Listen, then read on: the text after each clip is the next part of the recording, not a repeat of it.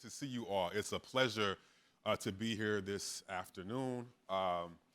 As was stated before, this conversation is going to be generated or driven by the work from my latest manuscript, In the Shadow of the Ivory Tower, but with a more pointed subtitle, Rethinking the Community Engagement Mission of Higher Education, which is, I heard, very relevant to a place somewhere near. So this is fantastic that we're having this discussion. It's something I've been talking about. As we were talking a minute ago, this work has been taking me all over the country, and now as far as Shanghai and Bangkok and now Rotterdam, Netherlands, talking about the same issue. So this is a global discussion. So I'm really proud to be and excited to be here to have this conversation. Since at least the transatlantic slave trade, Brown University has been all over the city of Providence, Rhode Island. In 2003, we have Ruth Simmons, who pioneers, following the work of Yale University, the idea of universities reckoning with their slave histories and their roots. Combined with the work of my colleague Craig Wilder and his magisterial book, Ebony and Ivy, we have this being manifest in the institutional formation of universities studying slavery, currently rooted at the University of Virginia. So we have this nexus point, this conversation around this reckoning, this coming to Jesus moment about what does it mean to be a university that is built on conditions of harm, conditions of despair, and how do we move our way forward? And as universities move beyond the era of slavery, the space for these discussions of diversity, equity, and inclusion, we all know that word, that phrase, whether it's DEI or EDI or EDOS or whatever the phrase it may be, the contemporary manifestation of that reckoning has taken place within the realm of civic or community engagement. So take, for example, this Brown University Slave Trade Memorial. We can also consider the amazing work of the Swear Center and its array of opportunities that combine social justice, engagement, and students' both academic and career goals. And this approach to community engagement is consistent with national trends, that as higher education institutions, our primary capacities are restricted to educational and arts endeavor. That's what we are. We're an educational institution. So what we can provide in the form of community engagement is education and maybe at best arts. You with me? That's the logic that governs and sometimes shapes what we can do and what we understand as being the university's role in community engagement. So they might come up in the form of scholarships, tutoring programs, educational outreach, murals, or at most philanthropic food efforts like food banks or cleanup days, where again, the point and the emphasis is on students at Brown or somewhere else, students having a robust learning experience. I'm putting emphasis on this for a reason that we'll get back to in a minute. The way in which community engagement is shaped and formulated around the needs and interests of students and their learning experience, even when it's prefaced as community engagement. So put a pin in that. Put that in your mind. Put whatever you need to do. Put a Post-it note on it or whatever. That's going to be important in a minute. But however, such teaching and learning visions of engagement in the areas of education or spatial beautification, they fail to address the far broader ways in which institutions of higher education today engage the world beyond the campus gates, ways that go back for decades. Take, for example, campus expansion. Here we have a map during the era of what we call nationally the era of urban renewal. And Providence, Qua Brown, was not exempt from this national formation, where, see if I can get this right. Yes. So here is College Hill, here we have Lippert Hill, and we have Fox Point. So during the era of urban renewal, the residential college here expands. All these X's are moments and points of Brown's College's expansion in creating, expanding out what was being called the residential college. Brown's presence was most formally known through partnering with various real estate speculators. Spatial development was the primary modus through which Brown was engaging in, say it with me, community engagement. This is what community engagement meant historically in the era of urban renewal, turning the Greater East Side into a bedroom community for Brown and its affiliates, its medical centers. Later, it would be its tech investors, but we're not there yet. So here, with North Lippert Hill, once home to a dynamic black community. Show of hands, how many of you knew that? That Lippert Hill was a dynamic black community? Good, that's great, okay. So once a dynamic black community became the site for middle income urban renewal development in the creation of the form of what was called University Heights. This became the beachhead for Brown's growing graduate student population. Then flash forward to the 1960s. And at this moment, it's when Brown turns south. The working class neighborhood of Fox Point, significantly Cape Verdean and Portuguese, is the point of encampment. Brown worked tirelessly to fill Fox Point homes with its students. Brown became one of the East Side's largest landlords, particularly through the landholding company Fairview Incorporated. Off-campus housing became a mechanism of being understood as being cheaper than building dorms directly on campus for Brown administrations. But in this financial calculation that benefited the university caused a significant housing shortage for community residents, and these residents were displaced by students who could outpay them. What we later call the process of studentification, where you have the conversion of single-family homes or multi-family units being cut up into what has later been called mini dorms. So a single family cannot compete with a single family home where you have students each paying, say, a full price and turning a room into an individual unit. So a single family can't compete with, say, 4 or 5 students in the same space. So landlords, whether they be big developers or small family landlords, were retrofitting and converting single family homes into targeting and meeting the needs of students because it was a much more lucrative financial endeavor. So this is a process that we later call in higher education, urban development stories, studentification. Okay? Still with me? Okay. So the point being is that when we talk about campus and civic and community engagement, this is not the foundation. It should be, but it's not. So because it's not, there's become this world, this parallel world, even within the same institution. The language of community engagement on the campus and the action of community engagement in the surrounding community. Sometimes using the same language, but rarely being governed by each other in ethics and values and mission. Does that make sense? Okay. So we flash forward to the consequences of this historical phenomenon. Mentioning earlier, history is important. So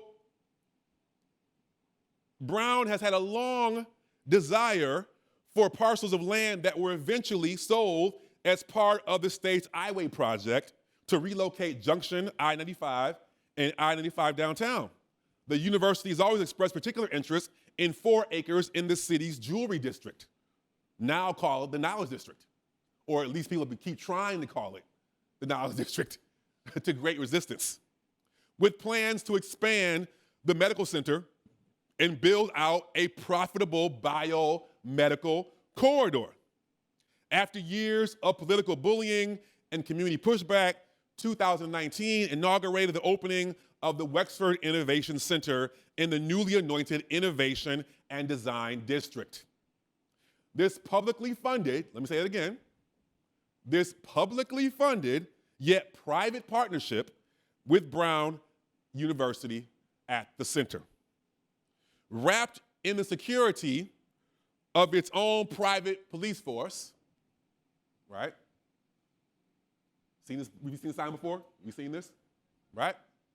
Right here is that building I just showed you. And here's South Street Landing, 1 block down.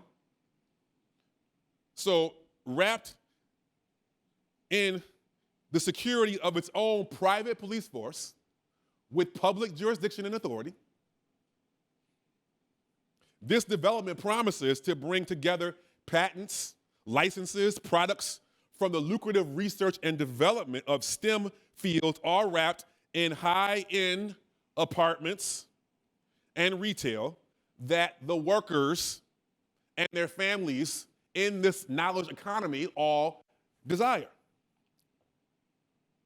This is an $88 million project stimulated by $18.8 million from the I-95 Redevelopment Fund and $15 million in Rebuilding Rhode Island tax credits.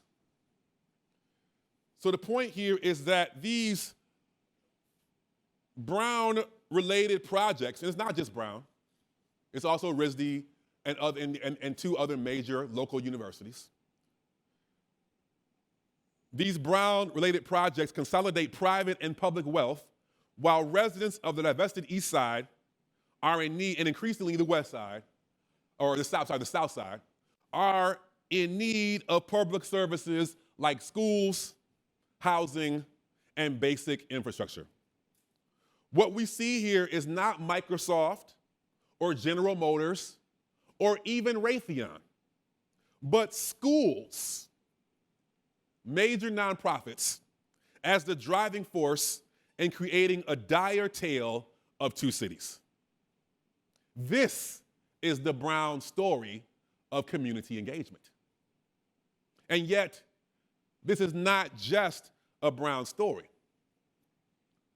Right before our eyes, colleges and universities have become the biggest employers, real estate holders, healthcare providers, and yes, even policing agents in big cities, smaller cities, and college towns and rural areas all across the country, and increasingly, as this American process is becoming Americanized across the globe. Again, the biggest landholders, the biggest low-wage employers. So we're not talking about faculty. We're talking about cafeteria workers, grounds crew, public safety, right? Healthcare workers, the biggest medical service providers, and the biggest policing agents all across the country and increasingly the world. With such importance, we have also seen higher education's growing control over the economic development and political governance in America, or what I call the rise of universities. Let's be clear.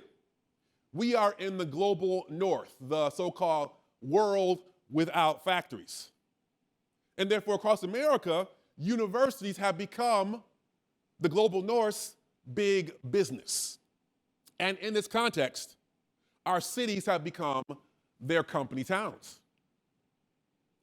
But there is a cost for those living in the shadows of these ivory towers. As universities increase their physical footprint, they are increasing or taking properties off the tax rolls. Because why? Because as 501c3 nonprofits, their entities, their properties are property tax exempt, which means the burden for taxes for things like schools, public services, get passed on to small businesses and families and renters who continue to pay taxes as universities become the biggest landholder in our communities and urban environs, as they become the largest employers. They set and lower, because most universities are at best ambivalent about collective bargaining. So with an ambivalence and most times resistance to living wages, the low wages that they offer low-wage workers sets the wage ceiling, not just for the university, but for the entire region, because they're the biggest employers in the region. Other employers don't have to raise wages and benefits as long as the university keeps their wages and benefits low. They also set the healthcare standards. And in doing so, we've seen the decrease in neighborhood and community clinics and the increase in boutique care in the form of plastic surgery, cancer research, things that can produce big grants or high profile, and profitable STEM research that can be brought to market in their biotech corridors. Health sciences, health services, prosthetics, things that never serve surrounding host communities, or rarely. And finally, campus police. Because this is a private university and hence exempt from FOIA, i.e. Freedom of Information Act investigations, that FOIA exemption gets passed on where? To the universities, to the private universities' private police force. So Brown PD has jurisdiction over non-university affiliates, and yet they do not have to report their stops because private universities and their police are exempt from FOIA investigations. So basically, mini republics in the middle of democratic spaces. One council person in Baltimore likened it to creating a series of Vatican cities in the middle of neighborhoods. You know what that means, right? Independent republics in the middle of the city. So these are the dynamics that are not just about Brown, but are happening all over the country. UChicago, Emory, USC, Washington University in St. Louis, but also Miami University in South Florida, but also University of Wisconsin, also University of Missouri, and Florida State, and University of Texas, and the California system. This is a national and increasingly global dynamic. But even if schools don't hold all this power, but Brown does, let's just be clear, Brown does, but even if schools don't hold all this power, we are witnessing greater swaths of our cities being turned into a campus.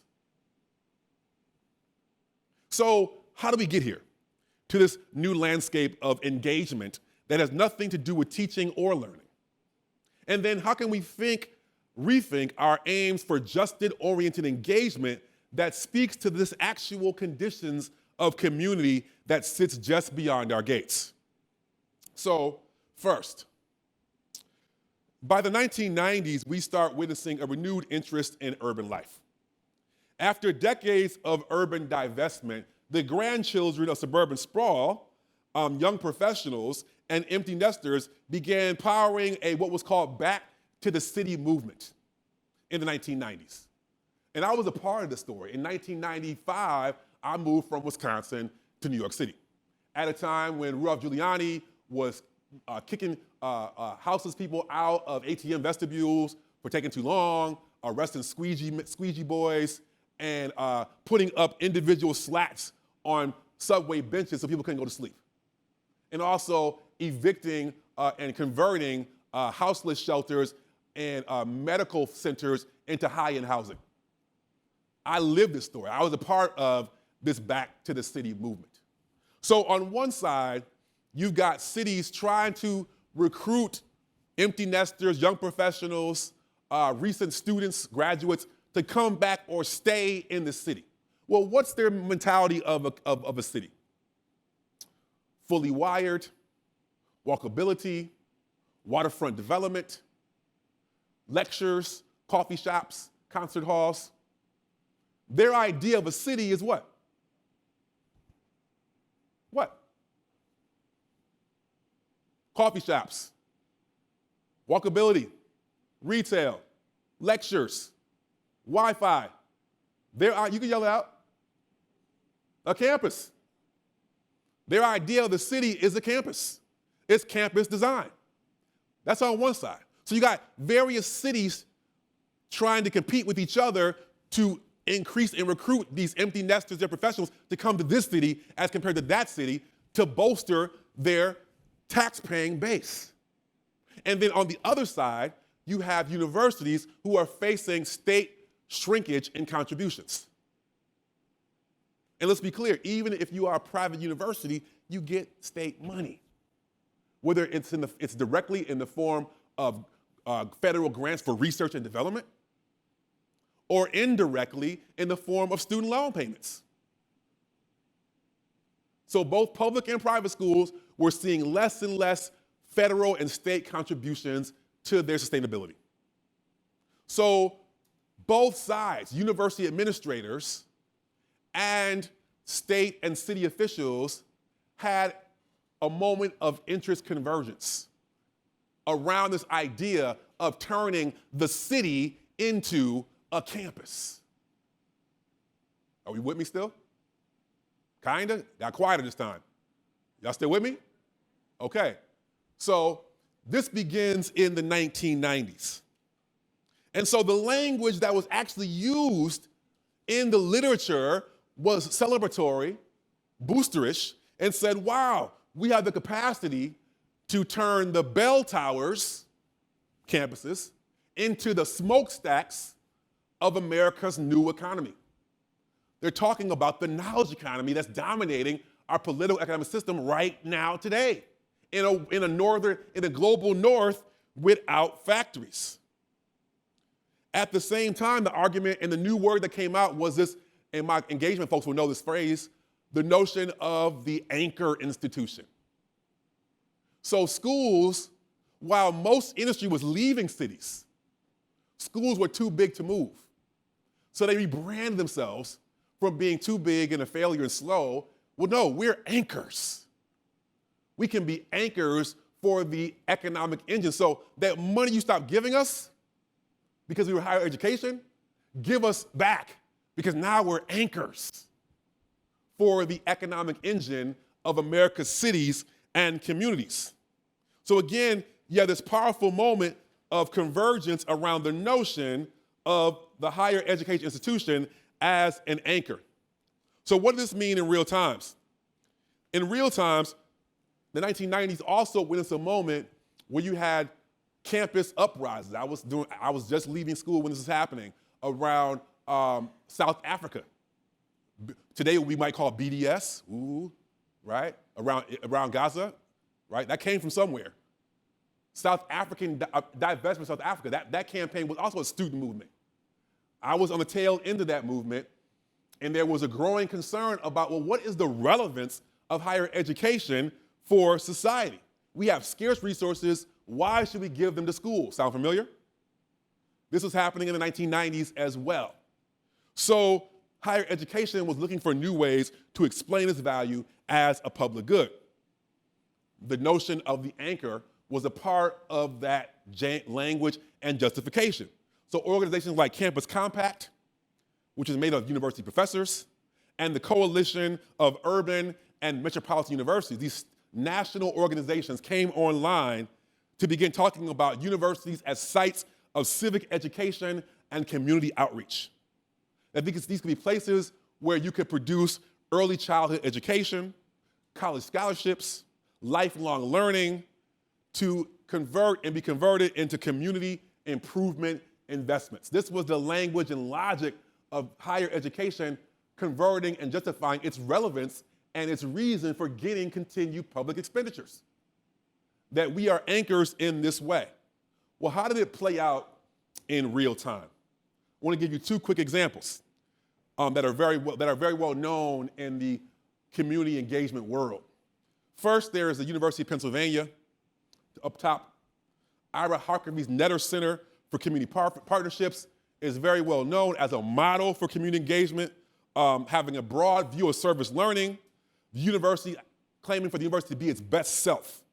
So this included service learning courses, working with neighborhood schools, medical screenings, small business incubators, professional development training, and even small business procurement contracts. So it was very broad ranging for a vision of community engagement. But what was going on at the same time that Ira Harkavy's Netter Center was coming online is that UPenn's real estate office was also coming online, right? At the same time and in a parallel way.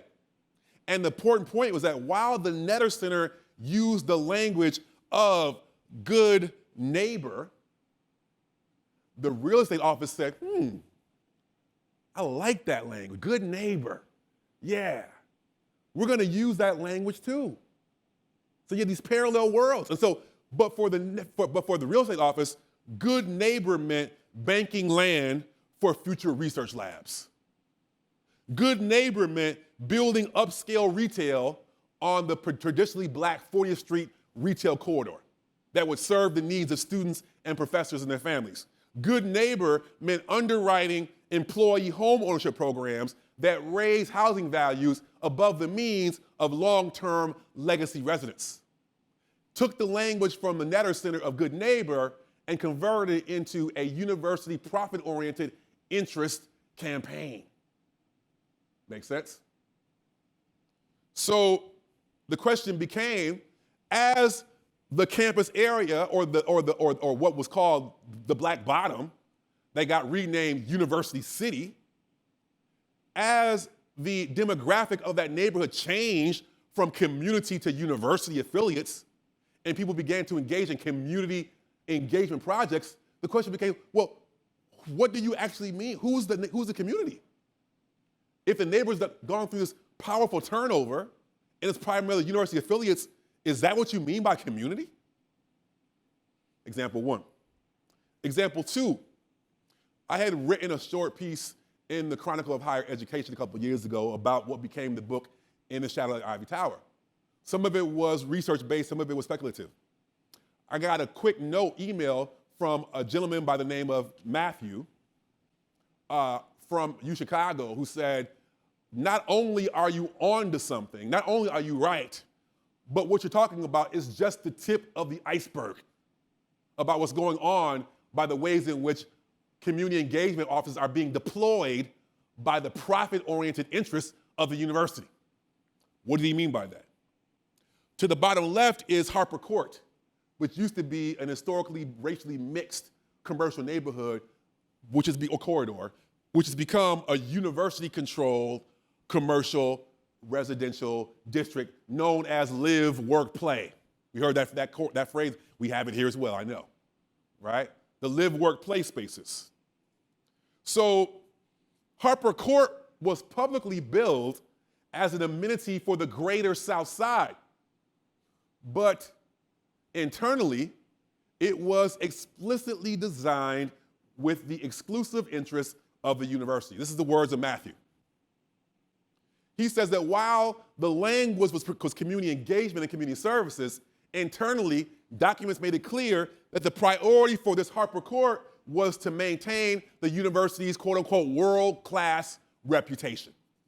What did that mean? Harper Court was meant to attract university students, faculty, researchers in the STEM labs popping up all over the South Side in the neighborhood that surrounds the campus, Hyde Park, and their ability to draw big grants or drawing power of more students. That their audience was never the community. Their audience was other peer institutions. We want our successes, this is almost a direct quote, we want our successes to be put in magazines so that our peers like Harvard and Brown will see what we're doing. That was, while this was penned as a community and civic engagement project, that was the behind the scenes university correspondence proven interest of this project.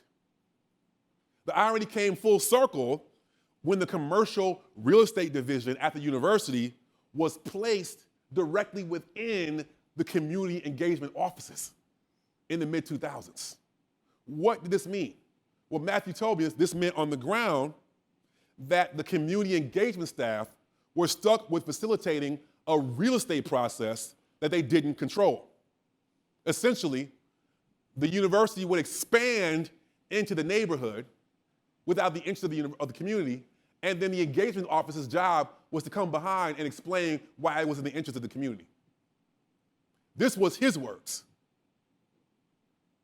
So we see a shift from the idea of an urban campus combining community, residents, students, retailers, investments, to the notion of the urban campus lifestyle. A full urban dynamic with student-oriented retail, recreation, and bridges and tunnels and pathways that will gain interest in the headlines and serve as a lifestyle playground for those who can bring big grants, big reputation, and big tuition dollars to the campus beachhead. This is the design model of the campus that has extended not just to universities, but also to places like Amazon or Google, who also have their, so campus has become a design model beyond just simply a university-based development. It is a powerful way, an urban planning design framework for consolidating labor, research, retail, nightlife, lifestyle, all within the confines of campus design. There is no better example of this than the Providence Innovation and Design District. And therefore, we must ask, with this all in mind as our backdrop, what actually makes higher education good for the public? Really briefly, in 2016, so first of all, universities have become the biggest landholders in our cities. What's the public good? Well, in 2016, the historically black neighborhood of Witherspoon-Jackson in New Jersey, they began to realize, wait a minute, okay, so we are paying more and more every year in taxes. These are primarily homeowners. Paying more and more every year in taxes, but our physical infrastructure, our streets, our roads, our plumbing, whatever, it's not improving. How does that work? How can we be paying more in taxes, property taxes, but our infrastructure is not improving? Well, these are mostly seniors. They got time on their hands. They did some research. They realized that they were sitting next to Princeton University buildings. And not only were they sitting next to Princeton University buildings, but these were buildings where research was being conducted by the multinational pharmaceutical company Eli Lilly. So what did that mean? This meant that Eli Lilly was contributing a significant amount of money to Princeton University for R&D that they could write off as educational purposes, so a tax write-off. That money was going to major projects in these laboratories at Princeton. That money was being used to pay the principal investigator, the graduate students whose money is capped because they are apprentices and not workers, right? And then another major portion of that money was going into the amorphous category of overhead costs. All on property tax exempt buildings. So reducing overhead costs for Eli Lilly and making them more competitive than other pharmaceutical interests that are not tied to a university in the same area. So this public-private arrangement, or private-private arrangement, right, Princeton, Eli Lilly, has benefits for the third-party investor. It has benefits for the university administration and its tech transferred to offices and its development offices and its endowment. But the graduate students and the undergraduates get screwed, and the host community gets screwed. Because all of this money and research is taking place, this multi-million-dollar research is taking place in what's basically a financial shelter. Campus buildings have become a financial tax shelter. And third-party investors like Eli Lilly understood that, and that's why they place their R&D on campuses, because they don't pay property taxes, and they get suppressed wages from the workers, the graduate students. It's a great arrangement if you are a private investor or if you are a university, but not so much for if you're a student or if you are a host resident. So these residents found this out, and in 2016, they sued Princeton and won an $18 million lawsuit. They were so disgusted by what they found that they dismissed Princeton as a hedge fund that conducts classes, right? But lest you think this is just elite, leafy green Ivy League universities. This is in Tempe, Arizona. What is this? This is the regional headquarters to State Farm Insurance. It's the biggest private development in the state of Arizona. Where is it? At Arizona State University campus. Why? Because they understood that by putting their headquarters on ASU campus, they can be property tax exempt. Right? So this is a dynamic happening all over the country. Now, at least in Rhode Island, you have to at least pretend that these campus developments are serving educational purposes, even if you are procuring R&D and IP that's going to go into the private market like we're doing right here every day. But in Arizona, it's the Wild Wild West. There is no need to even make the claim that it's serving educational purposes. If you are a university, state or private, you can do whatever you want with your properties, like put State Farm Insurance's regional headquarters on campus land, charge them a slightly lower rate than they would get for paying taxes, and usurp state legislature and do things like employ a former NFL head coach to run your football program, or build a nice new hockey stadium in the middle of Arizona. Yeah, hockey, right? So these are the dynamics of land, just as an example. But there are other ways of doing these things. There are other approaches. At the University of Winnipeg, they were faced with something that we are all facing across this country, the demographic cliff. We know that phrase, right? That basically middle class and elite white families ain't having no babies. So where are we going to get full payers from to underwrite schools? They faced that about 20 years ago. Winnipeg went from being primarily middle class white families to they had a population or student explosion in the early 2000s from 6,000 students to 10,000 students. But it wasn't middle-class white families. It was First Nation and what they call new Canadian families that surround the campus. But instead of taking an austerity approach and getting smaller, they said, we got to do campus differently. They built out a different vision of sustainability that didn't just mean LEED-certified buildings. The university created its own development corporation, created things like this, the Downtown Commons, that is a residential building for both students and residents at 4 different price points. Premium rates are the ones that are in the balconies, but then there's market, affordable, and even the more affordable rent geared to income. The university built this. And because they're a university, they got exemptions because the state always says poor people don't deserve good stuff. So there were limits on the quality of finishes and appliances that the rent geared to income rates could have. They said, no, we're a university, we have leverage. So they got an exemption to say that all the other units, market, affordable, and rent geared to income, could all be the same. So when you move in, you don't know what kind of unit you're moving into, right?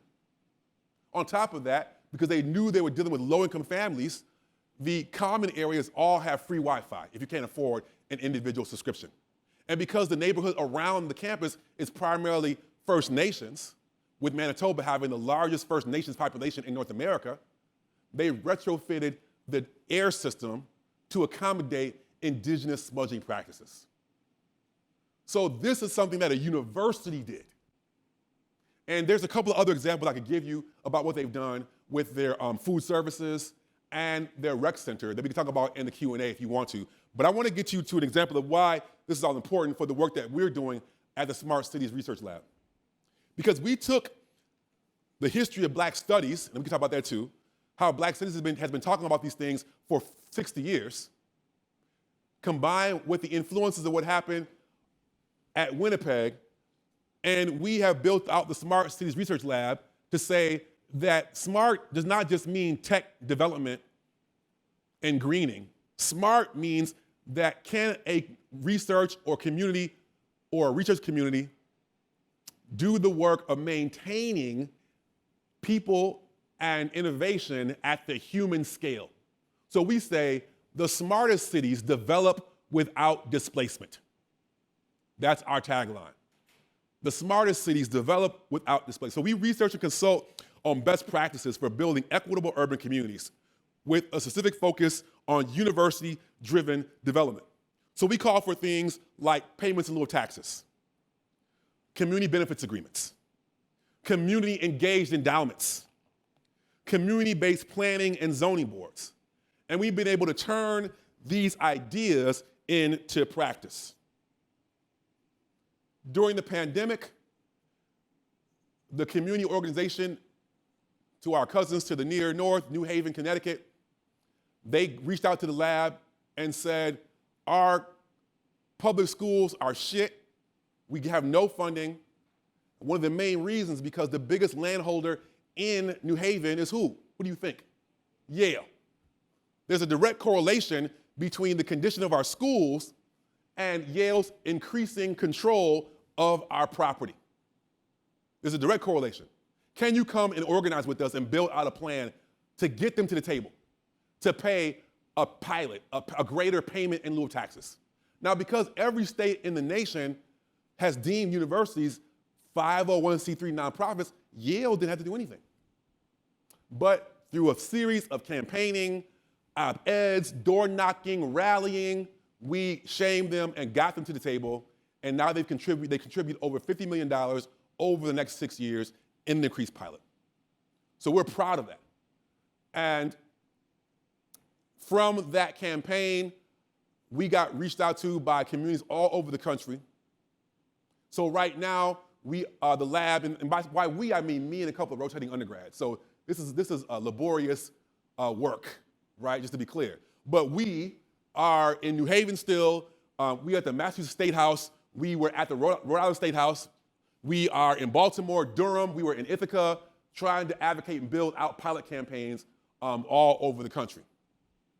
Another thing that we were very proud of that we're building out right now is the Renewal Project. So the Renewal Project is something that came together between my lab and a lab at the University of Minnesota and Rutgers Newark. And this is a national collaborative tracing higher education's lead role in the urban renewal era, demolition and displacement of Black and brown communities. So the point here is that we love talking about slavery after universities resisted talking about it for about 50 years. But then universities said, well, wait a minute, it's been 200 years, right? We can talk about it. And moreover, we can convert this into a great PR campaign to say, oh my God, that was over 200 years ago. Look how far we've come. You're welcome, right? But I work on the 20th century. And I knew that universities had lobbied the federal government to have an amendment to the Federal Housing Act of 1949 that allowed them to be the friendly face of urban renewal projects all over the country, called the 112 Credits Program. So they had a 20th century responsibility for reparation and repair. So the Renewal Project is a national collaboration we brought together with teams everywhere from Athens, Georgia, to New Haven, to Austin, Texas, to Madison, Wisconsin, to Providence, Rhode Island. Professor Danny Ritchie right here in the room. Raise your hand, please, Professor Ritchie. leading the Providence team. So if you want to know more about that, talk to her, get with her, help her, build this out. We have a four-pronged approach of archival recovery, curriculum development, public landmarking and placemaking, and finally, reparations campaigns. The greatest manifestation of this campaign came from a group that we weren't even affiliated with. How many of you heard of ProPublica? So ProPublica had discovered that Christopher Newport University in Newport News, Virginia, had been built based on displacing the black middle-class neighborhood of Shoe Lane in the 1960s, using this 112 credits program to do so, right? Federal dollars to displace and demolish a black community to make way for Christopher Newport University. They began doing their deep dive, long-form research and writing, and somebody said, wait a minute, is this just a Virginia story, or are there other examples? And thank goodness somebody said, talk to the Baldwin and the Renewal Project. And they did. So we provided background research, on-the-record research. We helped them with a writing series that got picked up by Chronicle of Higher Education, Essence Magazine. Eventually, we created a 30-minute video called Uprooted. You can get that on YouTube still. And then that video was watched by a delegate, Dolores McQuinn, from the Virginia State House. She was so amazed and appalled by what she watched that she put together HB 1066, a commission to study the history of universities uprooting black communities in Virginia, and is building out from this a policy campaign to create reparations for those displaced families. Okay, I know that we studied and we learned it here at Brown, but you can clap for that. That's important, that's amazing, right? I mean, would you agree? I know we're all very uptight and tweety and everything, but the point here is this is what humanities and social science research can do when it's in service and alignment with the realities of higher education's actual community engagement projects and campaigns and harms and reckonings. This is what can be done. If you bear with me for one quick second, I want to bring this back to Providence. So just last year, the city signed its new historic pilot agreement and bragged that the payout of $442 million over 20 years is the biggest in the land. Sound like Trump, right? It's the biggest thing, very big, right? So that's something to be celebrated. But the devil is in the details. Because alongside this general pilot that brought together 4 schools in Providence, Brown carved out its own separate pilot with its own distinct agreements as let's be honest, the major player in Providence. This agreement includes something that I have been preparing for and proposing for in years. My point about pilots is that they're cool, they're great, but once you pay a pilot, the university is allowed to do business as usual going forward. So I want to keep universities at the table. So for example, rewarding universities for good behavior, i.e. reducing their pilot payment if they do good things, and increasing their pilot responsibilities if they do bad things. So this is something that they got from our work. But what did they do with it? What did Brown do with it? This is where the devil in details is. So the agreement with Brown allows Brown to reduce its payments when making direct investments in community developments like workforce housing, childcare, and public parks. All good, right? Would you agree? Yeah, they should reduce their payments if they are making those kinds of investments. But on top of that, Brown can also reduce its payments when making investments in commercial developments. Moreover, this agreement has conveyed to the university 3 key blocks of real estate. So taken together, this agreement actually pulls additional properties off the tax rolls under Brown's domain. The way this has been created is that it encourages Brown to bring third-party commercial projects under its tax-exempt purview to trigger both tax credits for Brown and also place private developments on tax-exempt campus land. And finally, with no clear earmarks for low-income housing, These arrangements could collectively create a knowledge sector playland through the financial upscaling of Providence that further displaces long-term communities. So again, we got to be careful about what we celebrate and what we put out in the world, because it can always be manipulated and turned into something else depending on what we mean by community engagement. So in the end, what am I saying here? The point here is that it's universities that are controlling our land, that are the landlords of our cities. It's universities that are setting healthcare standards. Universities that are setting policing practices. It's universities that are setting wage ceilings all across the country. So if we're going to have any kind of conversation about community engagement, the mission and values of the institution, which trigger these tax exemptions and these private investments, must govern the very non-educational interest that the university makes possible. We can no longer be living in parallel worlds where the non-educational interests get triggered by the university's cover, and yet the interests are never governed by the university mission. We must have a moment of alignment between the educational mission and the growing non-educational interests of university expansion and development. Because no longer can we just simply see universities as the training ground for the future, which they tell y'all. It's actually the staging ground for our current conditions. Thank you.